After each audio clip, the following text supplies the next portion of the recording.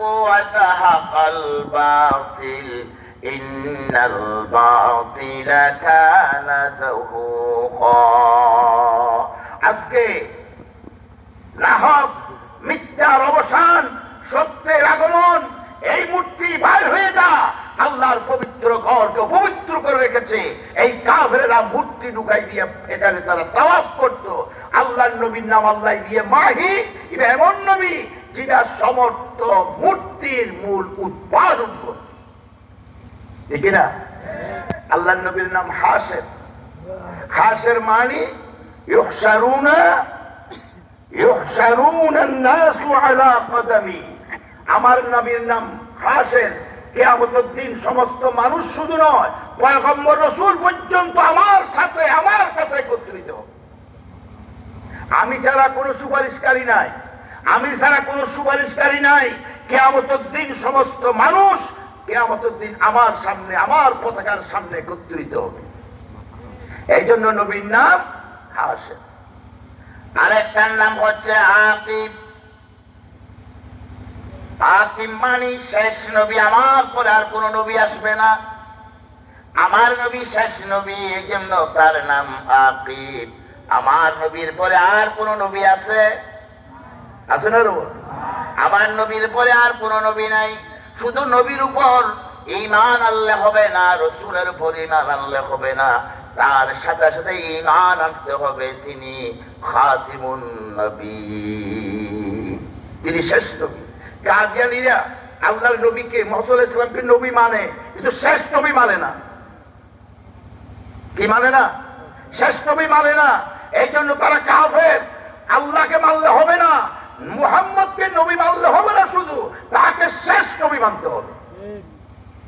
মা কানা মুহাম্মাদুন আবা আহাদিন মির রিজালিকুম ওয়ালাকিন রাসূলুল্লাহি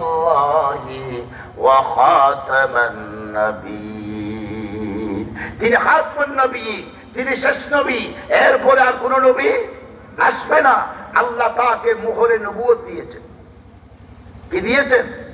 কবুতরের সাদৃশ্য একটা গোলাকার জিনিস আল্লাহর নবীর দোনো বাহুর মাঝখানে মোহর মারা ছিল এইখানের উপরে লেখা ছিল খাতিমুন নবী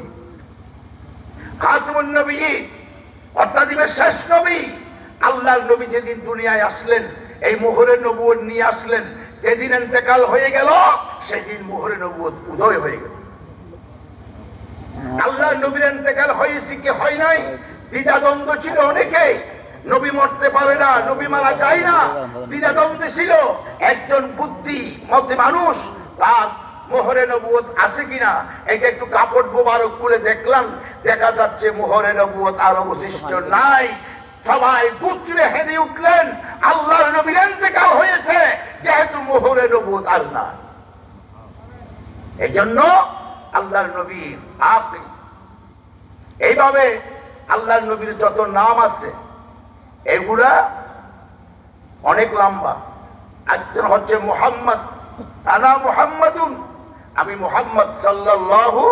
আলাইহি ওয়াসাল্লাম এটা এমন বরকতি নাম কেউ যদি এই নাম শুনে তাকে বলতে হবে সাল্লাল্লাহু আলাইহি ওয়াসাল্লাম ফালাম্মা রাকিতুল উলা জিবরিল আলাইহিস সালাতু ওয়াস সালাম তিনি প্রথম মিম্বরে উঠলেন আল্লাহর নবী জিবরাইল আলাইহিস সালাম বলেন আমি একটু দোয়া করতে চাই করো দোয়া ওই আপনার নাম শোনার পর যারা দরুদ পড়বে না তারা বহুদা ধ্বংস হয়ে যাবে দেখেন আল্লাহ কত ভালোবাসেন নবী হ্যাঁ আমার নবীর নাম এমন দামি নাম কেউ যদি শুনে তাকে দরুদ শরীফ পড়ে নবীর নাম শোনার হাদিয়া দিতে হবে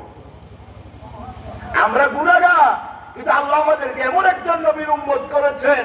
যার সুপারিশ ছাড়া কারো সুপারিশ নাই কিয়ামতের দিন যার চেহারা মুবারক এত দামি যার ঈমান লইয়া একবার দেখলে জাহান্নামের আগুন হারাম হয়ে যাবে এমন একজন নবীর নাম আমরা শুনলাম এই শোনার কারণেই আমাদের উপর ওয়াজিব হয়ে যাবে সাল্লাল্লাহু আলাইহি ওয়াসাল্লাম বলে দরুদ শরীফ পাঠ করো হ্যাঁ যদি একটা মজলিসে বা খুতবায় দুইবার, তিনবার, চারবার যদি আল্লাহর নবীর নাম মুবারক নেওয়া হয়, প্রত্যেকবার দরুদ শরীফ পড়া ওয়াজিব নয়, একবার দরুদ শরীফ পড়লে ওয়াজিব আদায় হয়ে যাবে। আপনি যদি বারবার দরুদ শরীফ পড়েন, বারবার আপনার ফজিলত মর্যাদা বৃদ্ধি করে দেওয়া হবে। এমন একজন নবী যার নাম শুনলে বলতে হয় সাল্লাল্লাহু আলাইহি ওয়াসাল্লাম, লা ইলাহা ইল্লাল্লাহ, জোরে লা ইলাহা ইল্লাল্লাহ, লা ইলাহা ইল্লাল্লাহ, লা ইলাহা ইল্লাল্লাহ, জোরে লা ইলাহা ইল্লাল্লাহ, লা ইলাহা ইল্লাল্লাহ, লা ইলাহা ইল্লাল্লাহ মুহাম্মাদুর রাসূলুল্লাহ। সাল্লাল্লাহু জোরে বলেন সাল্লাল্লাহু। আলাইহি ওয়াসাল্লাম। আব্দুর রহমান ইবনে সাদ তিনি বলছেন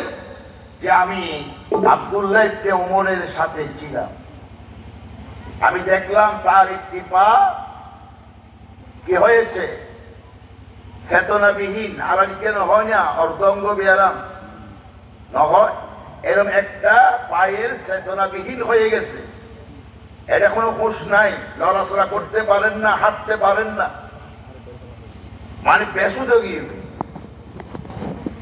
পা। তখন আমি বললাম আপনার পায়ে কি হয়েছে? আমার পা অনুভূতিহীন হয়ে গেছে, আমি এইটা নিয়ে হাঁটতে পারি না, দাঁড়াতে পারি না, আমার খুব কষ্ট হয়। তখন আব্দুর রহমান ইবনে সাদ বলেন কুলতু আদউ আহাব্বান